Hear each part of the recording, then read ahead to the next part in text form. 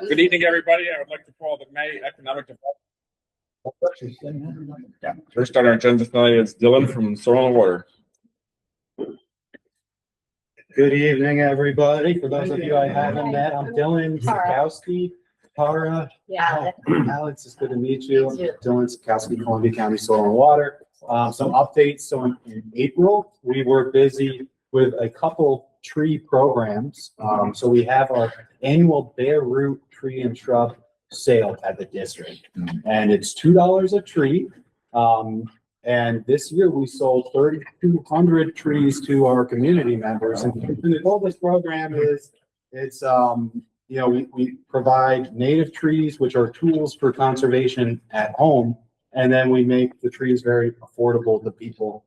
$2 a tree is a pretty accessible price point. And it was lovely to see a lot of trees go out the door. And then to complement that tree sale, we also had our municipal assistance tree program, which was a great success. We saw a lot of trees pop up around your town halls and town parks, and some nice community work around those. Those Shadbooks look nice. Yeah, they're doing good. Excellent. So that was a wonderful program that we hope to keep going. I wanted to update the committee that we have hired a new staff at Soil and Water. This is the first time in like a generation that we've had a staff of 5, at least starting June 8th we will. So this new staffer is a farm program specialist. So as you know, we're doing a lot of relationship building with our farming community, finding common sense conservation opportunities on farmland. And this person's going to help us support that work and also help us expand that work. So all the cover cropping, all the rotational grazing projects we're doing in the county is going to be bolstered by this new staff person. We are using soft money to fund this position, but we're confident we can maintain it in the long run. As funding's available. So also, since we last met, we applied for a grant to the Ag Non-Point Pollution and Abatement Control Program. It's a long name. It's a program intended for farms to address water quality issues on farms. And we applied for a grant on behalf of a beef farm. And the goal of this farm is to spread out the impact of these beef cattle. So beef cows in particular, right? These are 1,400-pound animals producing 120 pounds of manure every day. And they tend to be like out in the wilds a little bit more than our other kinds of livestock in the county. So we see a lot of opportunity, especially with our, modest resourced family farms, to spread out that impact. Farms without a lot of resources might not have, they might rely on a stream to water those cattle. And on a hot day like today, all those cattle are hanging out in the shade by a stream, 120 pounds of manure a day. And so what we requested funding for is infrastructure, an engineered water system that puts what we call an attractant, like water and shade, spreads it out on the farm. And that improves the environmental condition on and around the farm. It also it's taking all that manure and spreading it out, which is what we want to see. We want to see that manure go to work in the farm's nutrient management plan, for farm's nutrient management. So we requested $130,000 for this farm, for fence, for water systems, for watering facilities, and we're eager to learn about awards later this year. In addition to that, we're overseeing several other projects this summer. I was at a farm today. We were breaking ground for a rotational grazing project. We have a lot of cover cropping to oversee in the county. And we have a busy summer ahead of us. And does anyone have any questions for me about the district? Soil and Water do a farm count. I just saw that we have 3 new farms in Canaan, and I wonder if other towns are experiencing a growth in niche farms.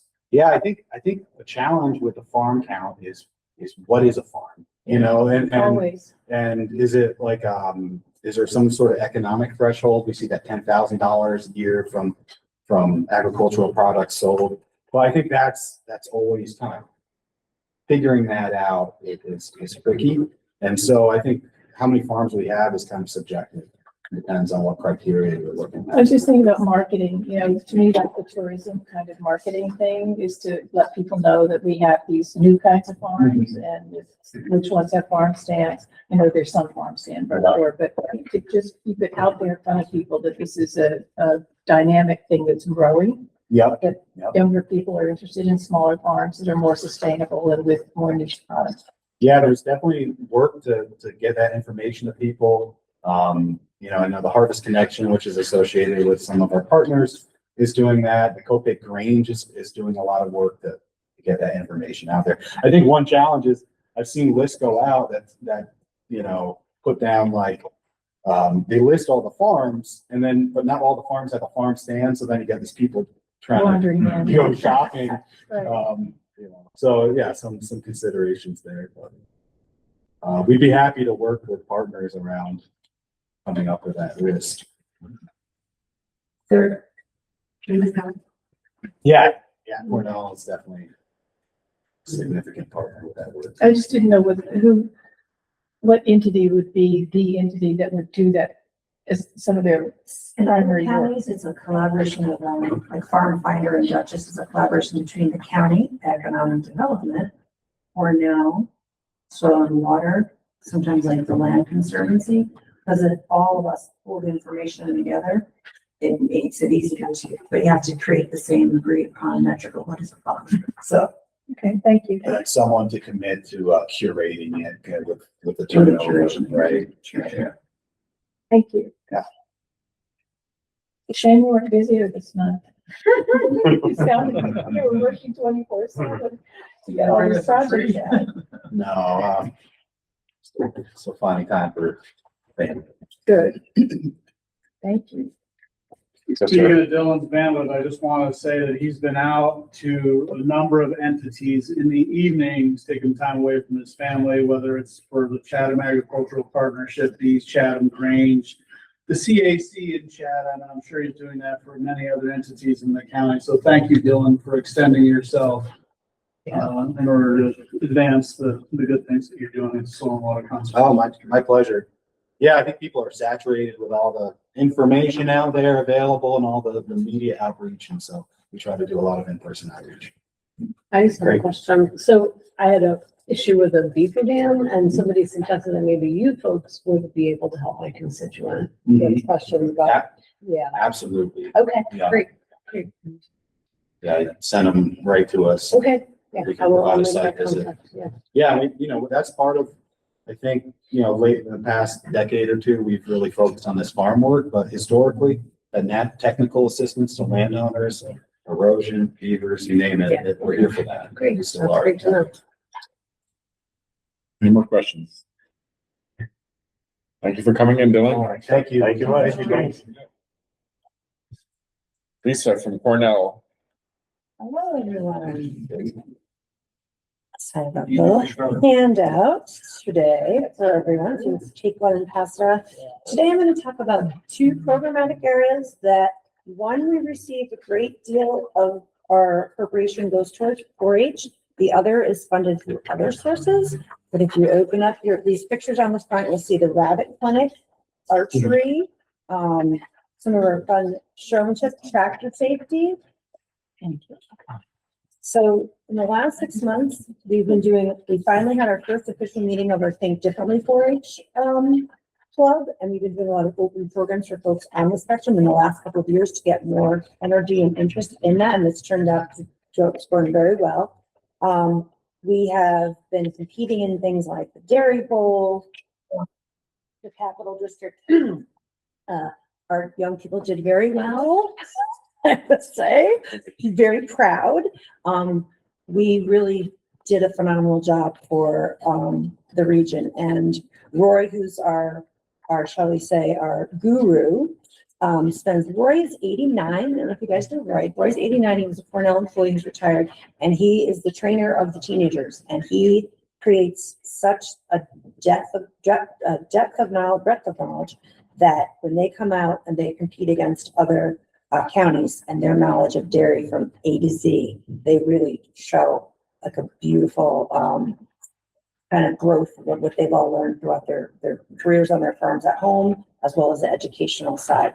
And I hear that Calvin Keller might be his understudy and be helping in the future, because as vital as Roy is, I think he's kind of feeling like he might not need to do it for the 50th year.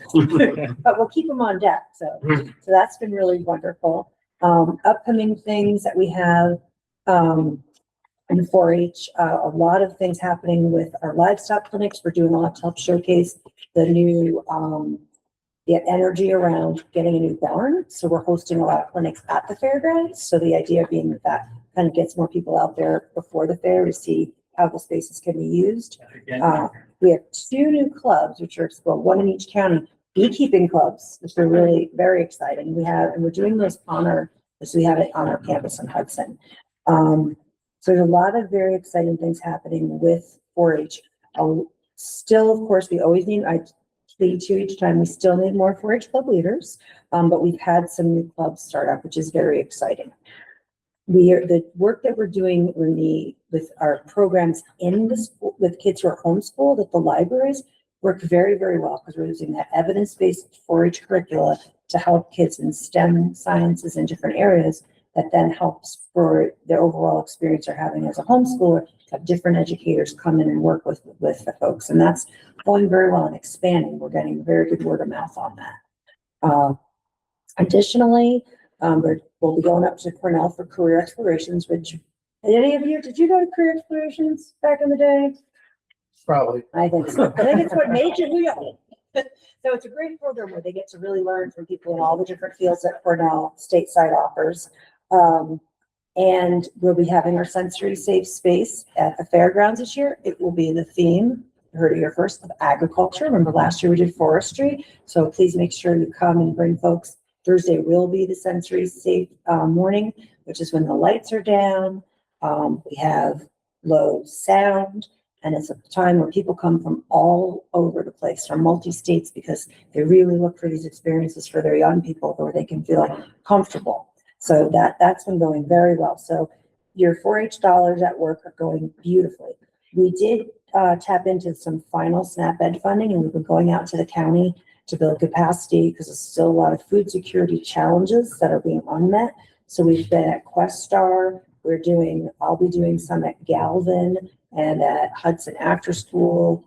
I think we've got about 42 classes booked out. So if you guys have similar to when you guys did the ARPA piece, the difference around the SNAP Ed is it's a sample of an item, but we have a cookbook to give, or a very cool water bottle.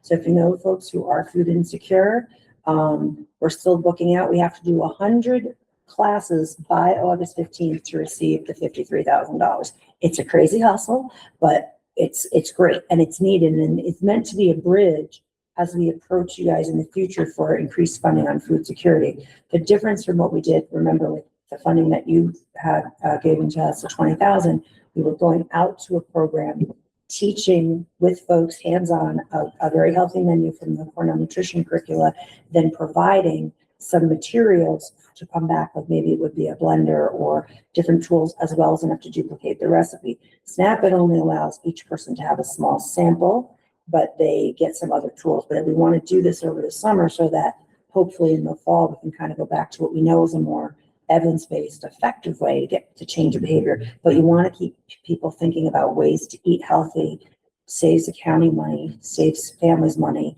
when they learn how to do it, and especially to eat seasonal whenever they can. So that's it on 4-H for now. Any questions about 4-H? Because you had 2 new programs. One was beekeeping. What was the other? There's a beekeeping group, and then there's a club that's going to be focusing more on STEM.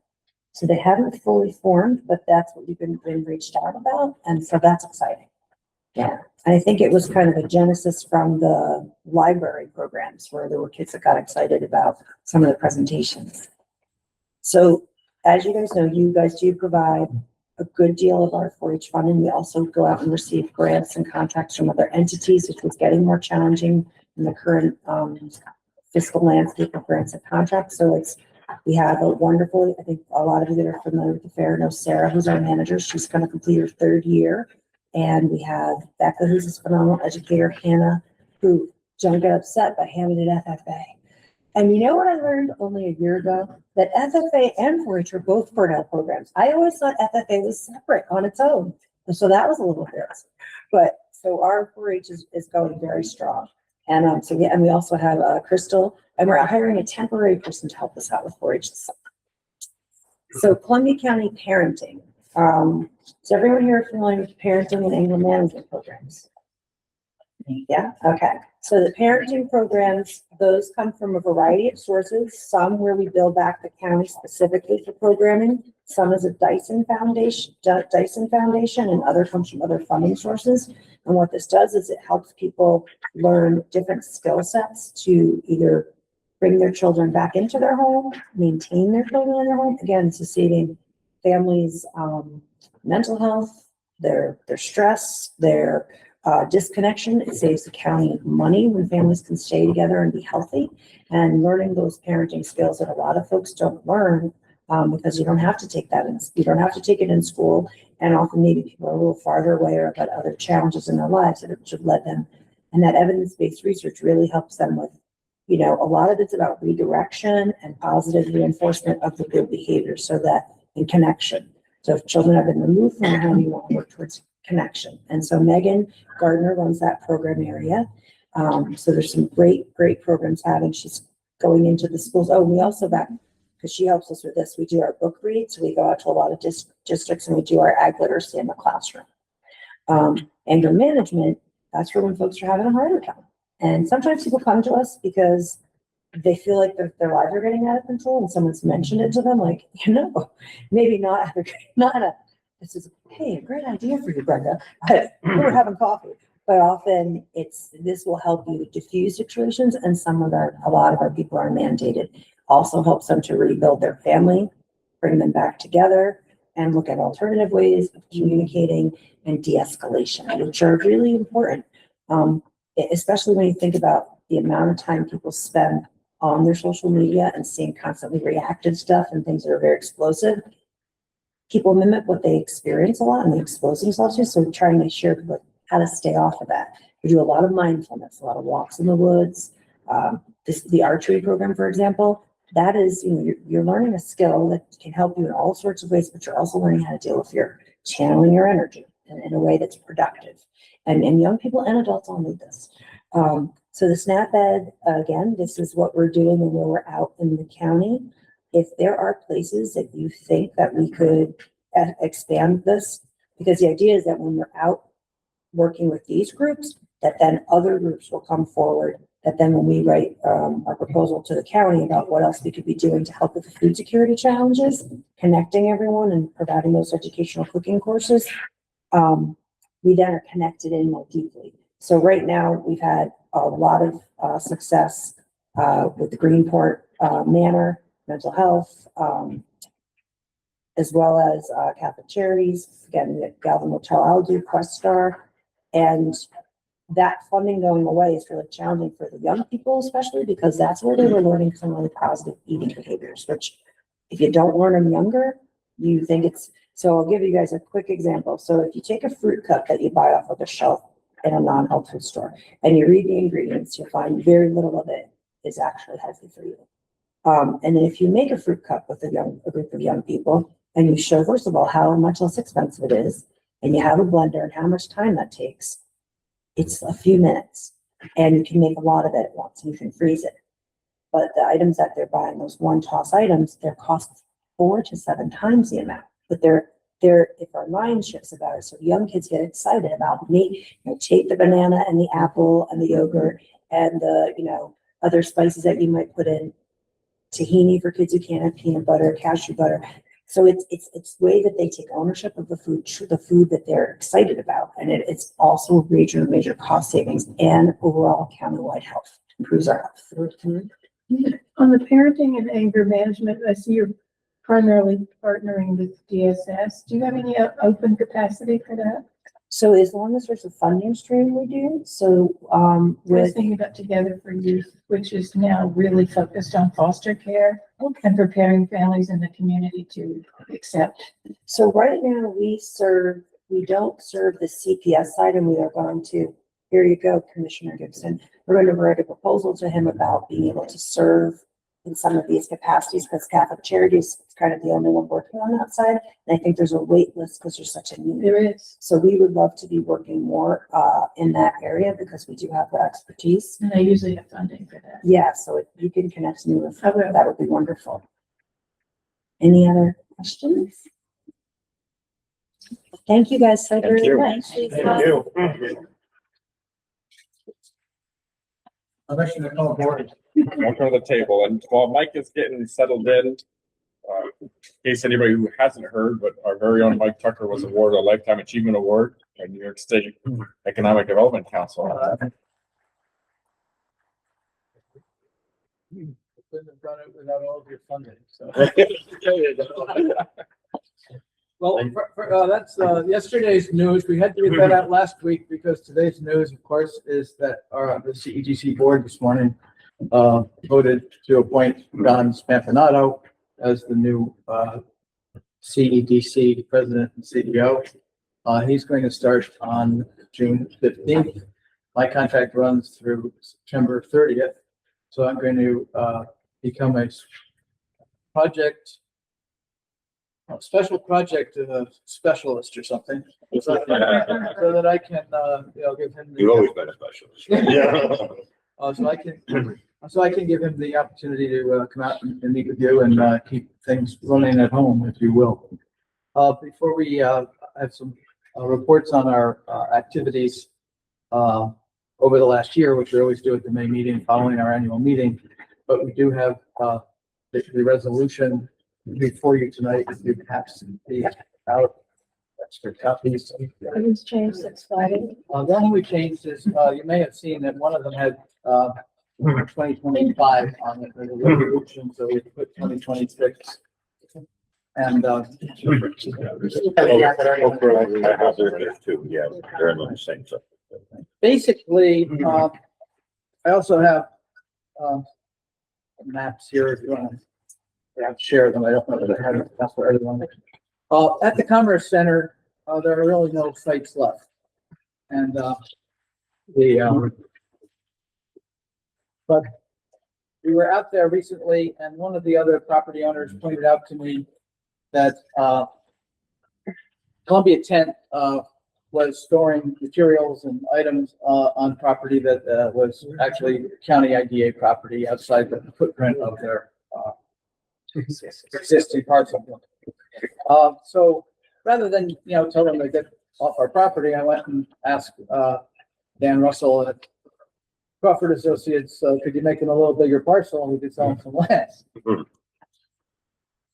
So I went to Bryce Dusenberry, who's the president and owner of the tent company, and we were able to actually come up with 2.4 acres of land with no road frontage. It's not land that could be sold to anyone else. It's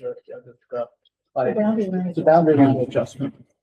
And I did speak with Ray Drakowski because obviously they're in the flight path, and he looked at the building that they're proposing to put there, and they have planning board approval from the town of Laverick. I looked at the property that we had purchased on behalf of the county, the 6 acres on 9H. I looked at the other sales in the park since over the last several years. And when you transfer property to us and we sell it for you, we're disposing of property and we have to notify the state 90 days in advance of the prospective sale. But if the legislature is not in session, at that point, you have to wait till January for the legislature to come back in session to notify them. So we have given the state notice a month ago or 2 months ago that we intended to sell this property. It doesn't mean you're going to sell it. It just means you're planning on selling it. So that assuming the board committee and then the board approves us moving forward with this, the price we came up with was $65,000. The last parcel we sold in the Commerce Park was about a 2 acre parcel for 90. But we felt that because there's no, it's not a parcel you could otherwise sell to anyone else. I actually used AI and put all that in and said, what kind of a discount should we give? and, their discount was larger than the one I have proposed to the purchaser. And I just thought it was, you know, a good idea to be able to get them to expand their business, increase jobs, and build a much bigger building. And I didn't want to bring in the photos from outer space that show how much they've encroached onto our property. So this is the existing line, Yeah. and this is the whole new Yeah. parcel? Well, yeah, this is, Okay. and there's wetlands there too. Part of the parcel that they're acquiring includes wetlands. And obviously, anyone that may have seen the court ruled that the state's new wetland guidelines are illegal, but the state isn't going to appeal the case. Instead, they're going to promulgate the regulation. Are they planning to do the exact same regulation? I would guess. And as you know, the reason it was kind of ironic, the reason they got kicked out of court is they didn't do seek. Right, right. So I'm hoping that perhaps there could be some, I know there's some lobbying efforts through our association and other groups to, make it a little less burdensome. But, whether the agency is anxious because they got put in a place that, Do you have any sense of what the timing of that looks like? When is it gonna get it going? I don't know. I only saw the article, but we can find out and report back to you. Thanks. So I thought this was a good deal, but we also have a second resolution. And the second resolution is once the IDA sells the property, for you to direct the IDA to transfer that land to CEDC.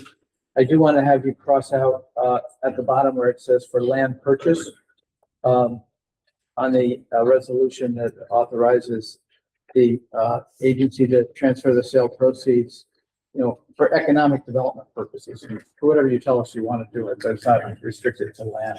And I'll work with Sherry and Kelly to revise that for the meeting. Any questions? Not entertain a motion to authorize the chairman of the board of supervisors to transfer 1 acre parcel adjoining 8 Bender Boulevard, town of Quadric, to the county IDA. I'll make that motion. Second it. All those in favor? Aye. Any opposed? And the second resolution is to authorize the chairman of the board of supervisors to direct Columbia County IDA to transfer sale proceeds to the county land to Columbia Economic Development. I'll make that motion as well. Second? All those in favor? Aye. Any opposed? Thank you. Thank you. If we could go back to the agenda, I just want to give you a couple of other quick updates. We did have the opportunity, we were contacted by Congressman Riley's office.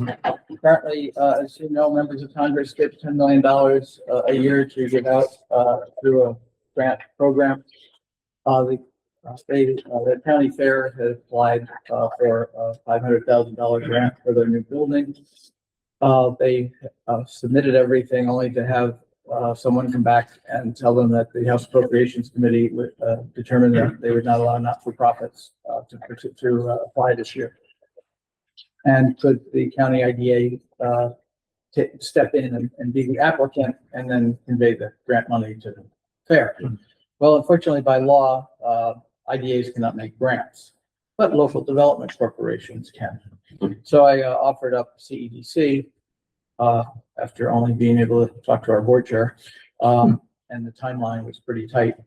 And we resubmitted the paperwork, and Congressman Riley called me personally to say that they had submitted the fair's application on CED's application on behalf of the fair, and then we would get the money and we would transfer it without any fee or any. Like I normally manage a grant, and take a little bit of commission. So what, I'm sorry, the value of the grant was $500K? Right, but when they get into the whole pot, it could be anywhere between 350 and 500 because the people in Washington have to have some input into it. We also worked with them to we hired someone at our expense to help them get 2 or 3 grants that they had been awarded in the past that they hadn't applied for the money because of the burdensome process involved. And so Brian Zwag, who does technical assistance for us, help them with that.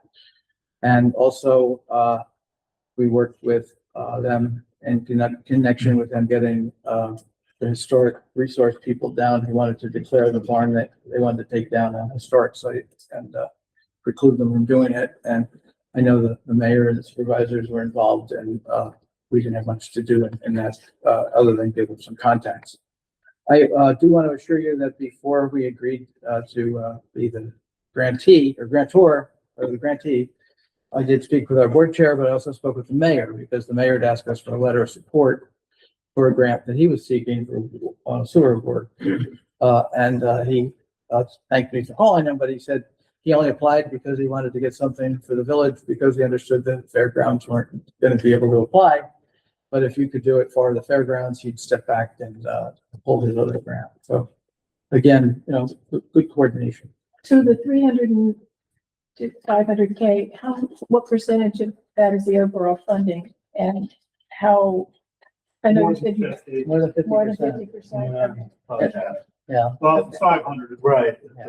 I think they'll get closer to it, but they always couch it. I don't want to say 500 and later have you say that. So where does the balance in funding come We've from? got some other funding. Grant funding. Okay. Private donor. Private Private donor. donors. Can be big. So, again, I think we've learned in this process that, when people come to you and ask you to, look into things, whether it was you buying land for you or getting money for the fair, if you say no, they're gonna go to someone else and then you don't get the credit.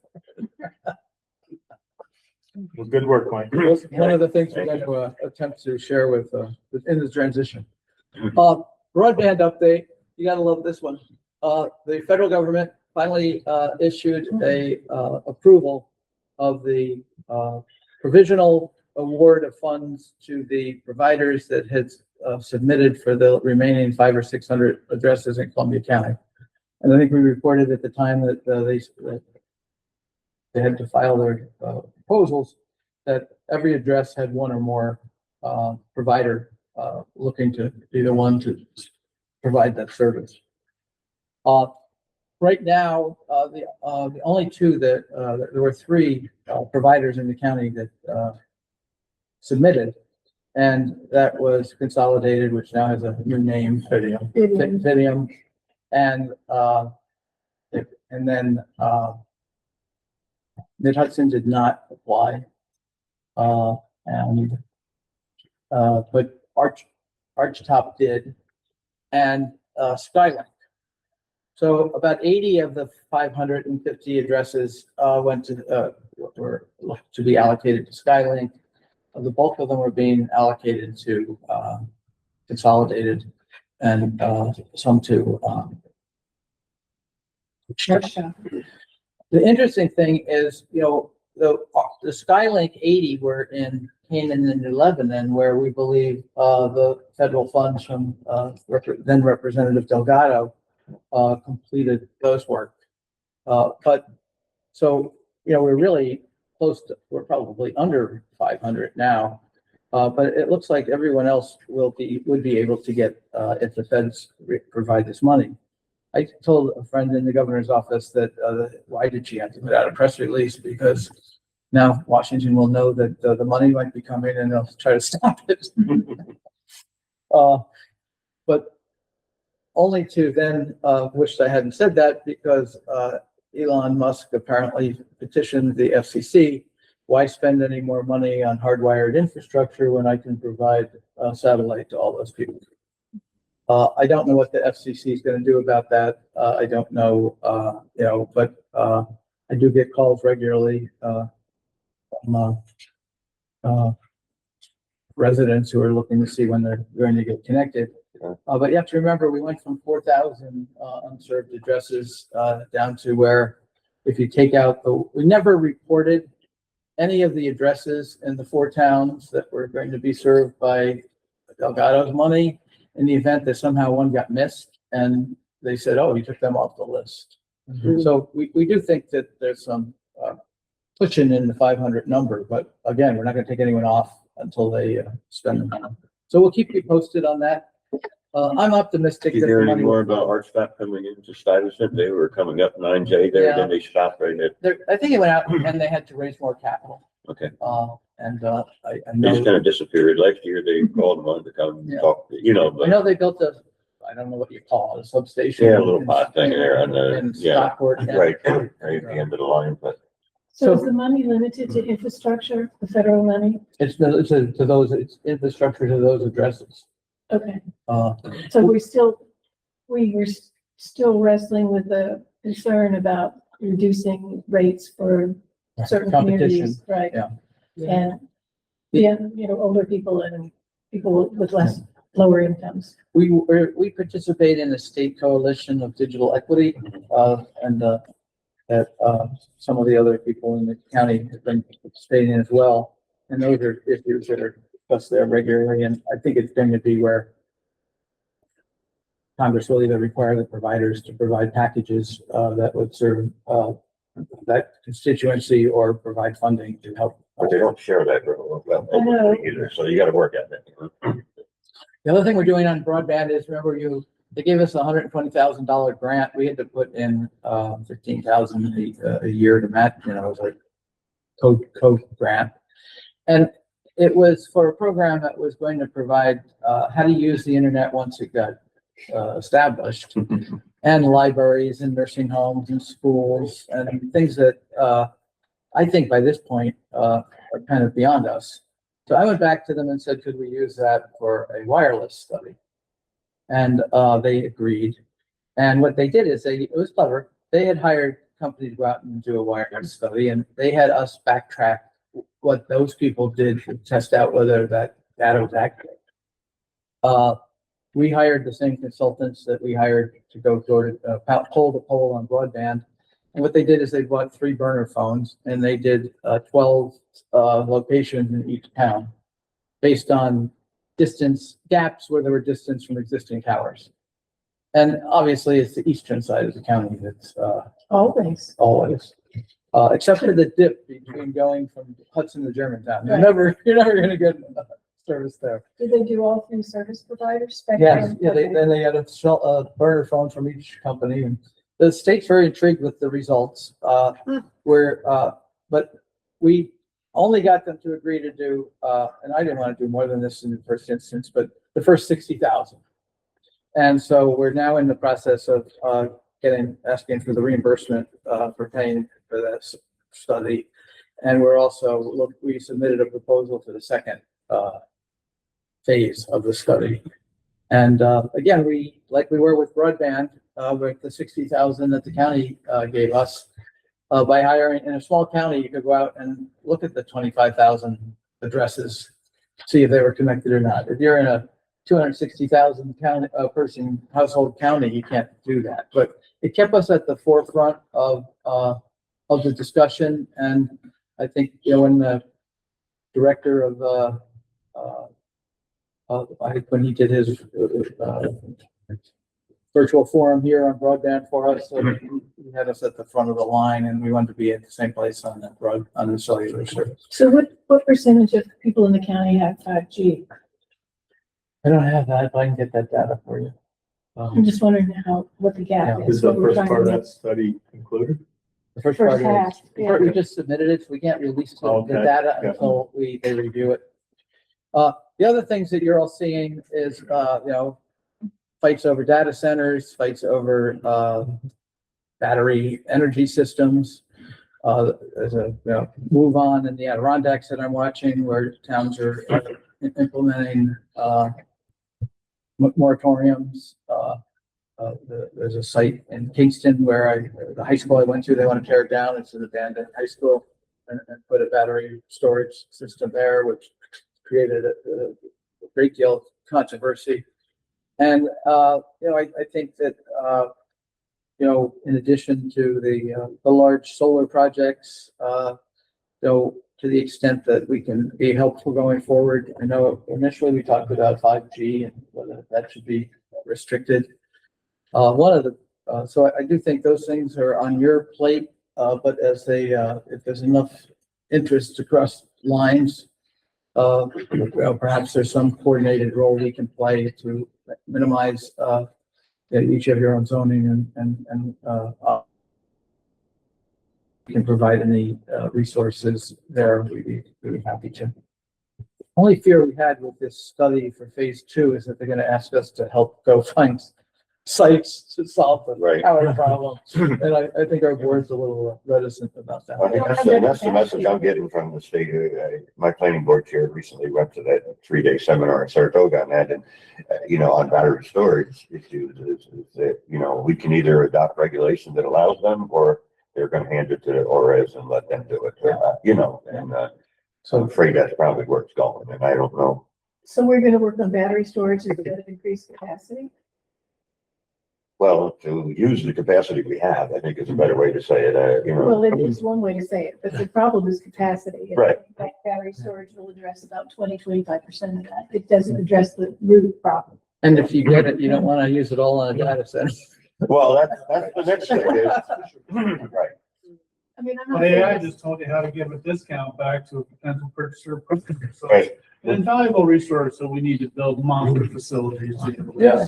We could have just had Mike, but. Why don't we tear everything down in the I just conference keep center? reading about how corruptible AI is. That's what I'm reading about. suck all the power into the. So, and I guess, we continue to provide, services to the county on the under 5 megawatt, almost as of right, solar projects. But, you'll remember you passed a unanimous resolution directing CDC and the county IDA not to provide any financial assistance to large solar projects without, a directive, from the individual town that, I see it cited. So that hasn't changed.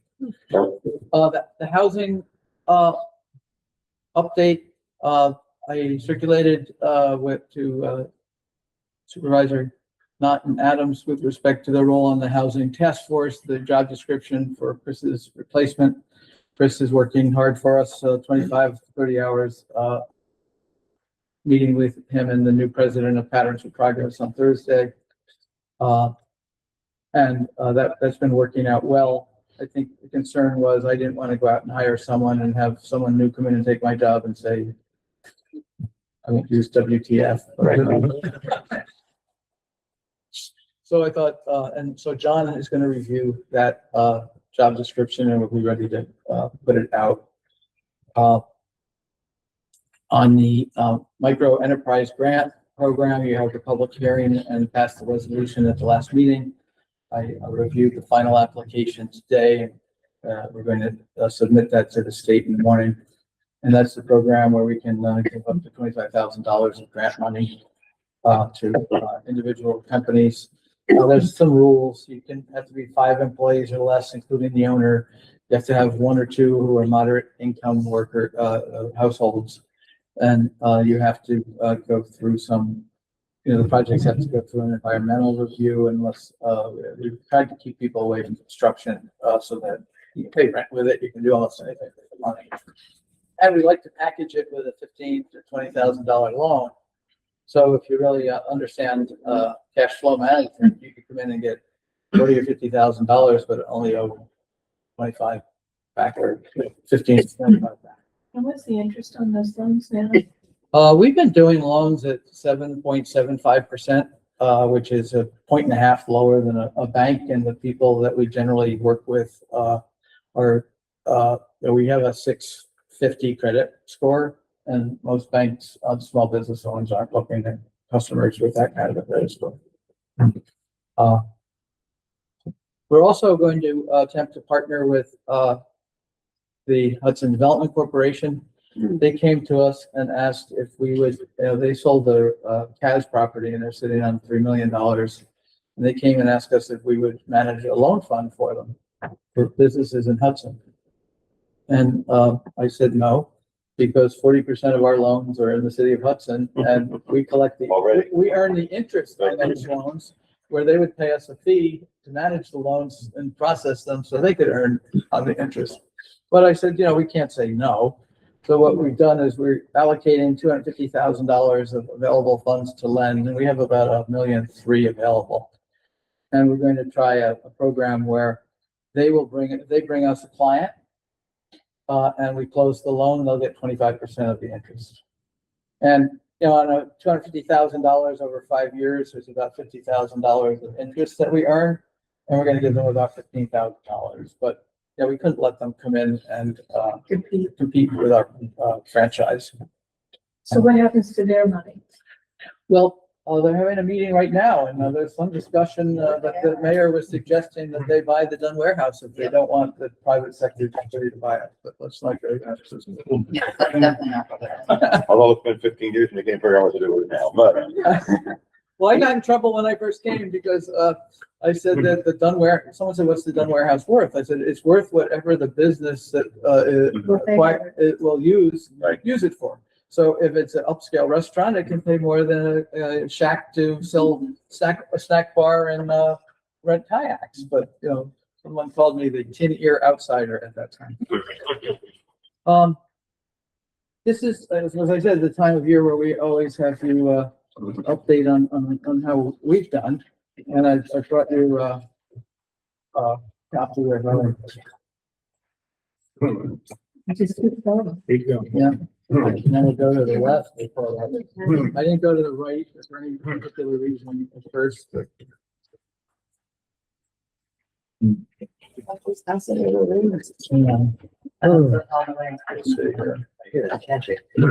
Yeah.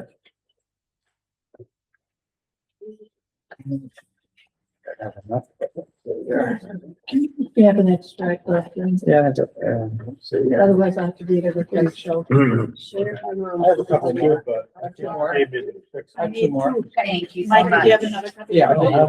You don't have no colors? Did you see if there's a base? Yeah, there's two. I have all this. I'm just gonna, so what I gave you to take home, is the, substantive pages of the 40-page, audit.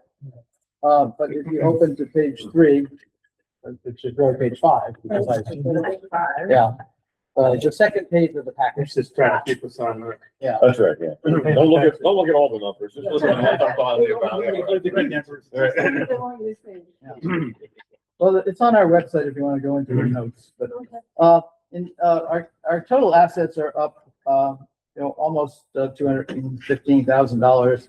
Our balance sheet really is driven by the loan fund. It's a very stable balance sheet, outside of the loan fund. And our liabilities are also driven by that because right now we owe the SBA about $1.7 million. They loan us the money, we loan it out, and we keep the interest and pay them back, at a 2% interest. So we get about a 5%. We also have to put in reserve 15% of the amount we owe them. If we were to collapse we would take cash we have available to lend. And if we took all the loans outstanding and discounted them by 20%, which we've never had that type of a loss, and we paid back the SBA with the money we have in reserve, we would have $2.5 million net, if we close the loan fund down. Now, we don't have any intent on doing that. But, if you flip over, to the operating expenditures on the back of that page. One of the things the accountants do is they consider us a entity of government. So they don't include your $460,000, which now is $490 in operating revenue. So we had administrative fees from the IDAs, the land bank. We had $130,000 interest on loans, which is why we couldn't give up 40% of that to run a loan fund for someone else. We had grant revenues. 600 of that last year was the small business loan fund, and we get $60,000 fee on that. And then we had membership fees of 45,000. Trying not. When I got there, we didn't have membership fees at all, and then during COVID, we stopped asking people for them because if you're giving money away, you're giving it to social service and food banks. But we don't want to really compete with the chamber. Their membership drive is really critical to their success. So we had $1.5 million of almost $1.6 million in revenue. Up $40,000 or $50,000 from the previous year. That includes the county money. And our expenses were up, and we made $37,000 versus $33,000. But we're not for profit, and if we were making a lot of money, you would say we weren't using everything we had available for our mission and our program. I'm really pleased to tell you that Martha Lane's program, the SBA loan fund, last over the years, if we go to the first, the top sheet of the legal size here, you can see the growth of the loan fund. In 2015, we had total loans of $431,000. And this past year, we had 668. But over that period of time, we've done $6.5 million of loans to 272 businesses. And we've given technical assistance to 800 clients, and we've had over 113 businesses go through our training program. And if you look in the second batch, starting at the bottom half at the left, you can see that our technical assistance grant from the SBA started at $55,000. Last year it was $298,000. We were just awarded $448,000 because of the volume and the experience of the program. And it's really a credit to Martha and Steve Vandenberg who run the program. And you can see that out of those funds, we use staff in kind for the match. But we also were able to use, we used $320,000 to provide technical assistance to companies throughout the county. But the most important part is we only had a write-off of $169,000 over that period of time, because, you know, if you most of the loans are between $500 and $1,000 a month payment. And if you don't pay, Martha shows up at your business to buy a Coca-Cola and ask you, where's your money? So I think sometimes you think, I don't know that everyone understands or appreciates this side of CEDC, and how it contributes to having people on staff to do the other things that we do. Must not have marked at 16 and 17. No, Yeah, it is interesting to see that. I think what it was times were tough and no one was borrowing money. And the last thing is self-promotion. If you have the yellow page. Something like 70% of the businesses in Columbia County. Less than 10 employees. Right. Yeah. And it's true in Green County. Every time I hear it, Well, you think of I mean, that's why when some of these groups want to have an all-day conference at the college on workforce or training or economic development, I said, no one's leaving their 9 people at the office for a day. Have a 2-hour conference. So Technically, when you leave, your business stops, so, you know. So what we did, we've been doing this every year, but it's coming to it. Our balance sheet was $3.2 million in assets and liabilities in 2015. We're now up to 5.6. And again, a good portion of those is the current assets, capital assets that include the loan funds and I mean the other assets. You'll see we went from $1.1 million to 2.9. Yeah. And here, give me this one. And on the liability side, we went from owing the SBA 5.2 up to we have about $1.7 million out to the SBA now. But the interesting part on the profit and loss side, if you look, our revenues in 15 were $685,000 and now they're $1.6 million. And our operating expenses were $931,000 in expenses in 15 and $1.5 million today. The reason we had a loss in 15 was we wrote off a $400,000 loan to the fish farm that went bankrupt. And I came in 15. And I said, if we're gonna have a loss, let's clean it all up. And also there was a Mr. Singh who was gonna build a motel out in Newport. They gave him $100,000. Yeah. That's, I think, that we don't want to do $100,000, $400,000 loans. And, if we do more than a $50,000 loan, it's an exposure. And anything over 25 has to go to our board for approval. And if it's under 25, it has to go to the committee. But what I really, wanted to do, and I had it and I didn't do it correctly, so if you go to year 15, you gave us $460,000 in year 15, and you gave it to us the same in 25. In 2015, your money was 67% of our operating budget. In 2025, it was 35%. And I think, I made a commitment to Chairman Groton at the time, that, we were was to, reduce the dependence on the county. Right. We obviously moved that to grants and to loan program. And, I wouldn't want to go back in a year or two and say, oh, up to 50, but, it's a lot less than 67. Right. And so, The dollar's still the same, but the Yeah. percentage is. and so, so I do think that, we operate with, 7 people. One of the things I think that really drove, had the board come to the conclusion of the candidate they picked. They started out with 23 candidates. And they got it down to 6, they got it down to 3, and when they redid the search, because we lost one to another job, we lost one who withdrew, and he realized what it was all about. Right. And the third one wanted more money. And you can't come into a not-for-profit or a government entity and do that. You do that in the private sector. And it kind of lost some trust.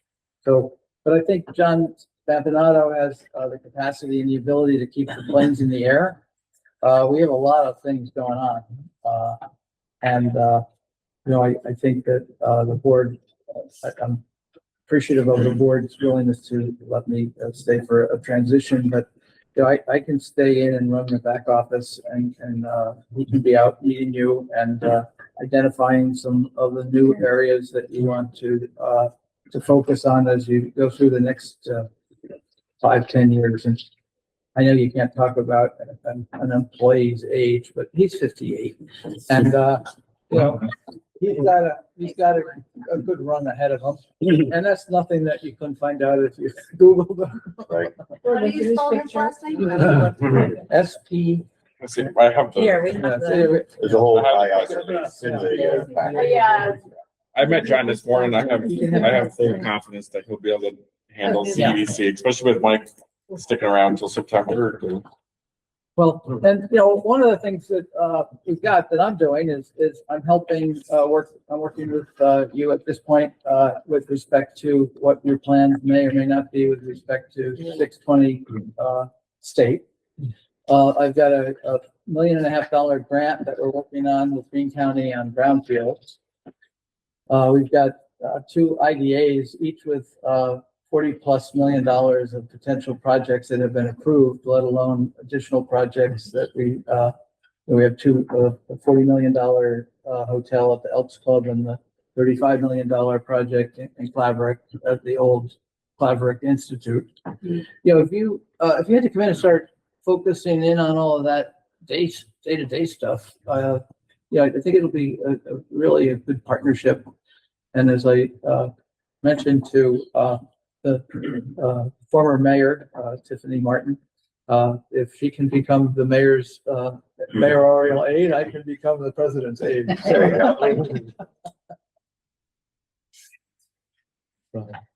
Pretty good. That's how you spell it. I thought so. His dad apparently was an attorney here, and his mother and father, he moved back here during COVID when as he explained to us this morning, when they had health issues, and his mom's still alive, but he did grow up. He grew up here, and knows a lot of people, and we had a couple of people from Iowa or Kansas or Virginia, and that's a big learning curve. But I appreciate the opportunity to have worked with a host of supervisors. I look around and see that Supervisor Knott is the only supervisor who was here when I came. Yeah. And I always like to repeat the chairman's admonition to me when I ask him at the end of each year, how am I doing? And he says, well, when you came, a third of us liked you, a third of us didn't, and a third weren't sure. And I said, well, how is it now? He goes, about the same, it's just different people. So, I do have to say, Mike has certainly earned my trust. I was skeptical when you came, just because you were new and different, and but you've done a great job. Right, not new anymore, but yeah, we're still different. yeah. It's still different, yeah. Well, when people ask me, and this has been kind of a capstone job for me, I was a real estate developer for 25 years. I worked in state government for I 20. thought you were only gonna be here for a year or so, so that was. 4 months. Right, 4 months, yeah, I right. milked that board. Right. When people ask me, how do you like it? I said, well, it's great. I do what I do. If they don't like it, I keep doing it, and then they thank me. Right. But thank you. It's been a real honor to work with all of you, and I look forward to being able to manage my ego and work in a different capacity. Attending the Yes. meetings going Yes. forward. Okay. No transition first meeting with you, or you're just gonna throw him in the deep end. Yeah, I think he has to. I mean, you can't, he'll be frustrated if I show up with every meeting with him. Right. I mean, I have to be back, prepping I have to be the sous chef, so that, he can be the executive chef. But thank you. It's been great, and, Thank you, Mike.